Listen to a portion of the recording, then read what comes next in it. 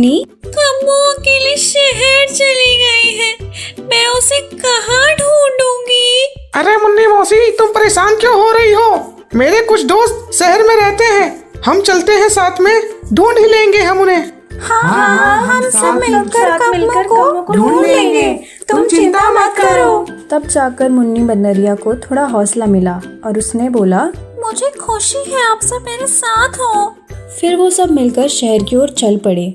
सभी जानवर मुन्नी के साथ कम्मो को ढूंढने चल पड़े। शाम हो चुकी थी, लेकिन शहर की जगमगाहट से सब साफ साफ दिख रहा था।